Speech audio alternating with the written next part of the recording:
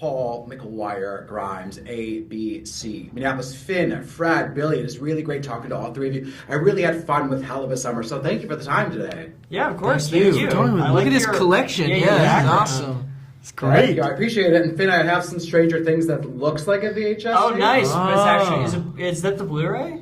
Yeah, they're Blu-rays of the first and second Pretty season. awesome. Yeah, I like the whole shelf. Thank you. I appreciate that. Now, Finn, I want to start with you. With Stranger Things and It, you really have made a name for yourself in this genre. But what were those scary movies that you saw growing up that made you want to make your own slasher film? I think growing up, I loved special effects makeup, so I loved anything that had to do with that. I mean, I loved Shaun of the Dead was a huge one for me. I remember, for whatever reason, they're completely different kind of horror movie. Loved Let the Right One In. That was like a big movie for me, and Scream as well. Like I remember seeing Scream on I saw it for the first time on Halloween night, and I was probably like I don't know, 9 or something. So those were all like big movies for me, and I mean Shaun of the Dead especially I think informed also this one because of just how the comedy kind of led the film. But that's kind of where it started. Yeah, absolutely. And I love how you use blood effects in this and you kind of ratchet it up throughout the film and they get more and more progressively bloody as the film progresses. Exactly. Yeah, Fred, what are your answers for this? What were those scary movies you loved growing up? I really loved The Thing. That was like, and Alien. Those were like the two movies that I think, I was too afraid to watch straight up horror films, I think. So I kind of like to watch sort of movies that had maybe a sci-fi element. I liked Alien movies, so... and then Shaun of the Dead was big as well. Not even Aliens for me. As a Really? kid. No, I like it now. I was just more into more of Alien. an action. I was more into Alien. I don't know. I guess I was just like a cool, like... Yeah, cool kid. Kid. A cool kid. Yeah, A cool kid who wasn't scared of anything. I guess. Never. Yeah. I also love John Carpenter a lot, and that sense of, I think, like, group and ensemble in his movies is incredible. It's something that we talked about. Classic as it gets, but I love The Shining very much. And then we also, on the other side of it, talked so much about full-on comedies and coming-of-age comedies. We talked about Rushmore and Superbad and these other very formative movies to try and bring those aspects together. Oh, totally. And you can see that in this film. And John Carpenter, the master, he's just so good. Finn, in the horror genre, masks become so iconic. How did you all decide what this mask was going to look like? Who goes into that creative decision? Well, originally, we never had the actual sort of design for the mask. Early on, we just knew that it was a masked killer, and we were like, oh, we'll figure out the design later.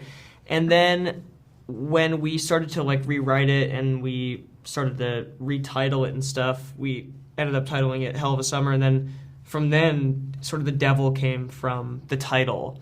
But yeah, and the mask itself, a lot of the references that we pulled were of old, like 50s carnival, not even masks, but do you ever see those Welcome to Hell, it's like a giant devil head and you walk into its mouth and it's maybe like a House of Mirrors or something? There's a lot of old references of things like that, and 1950s sort of Ben Cooper vacuum form Halloween masks.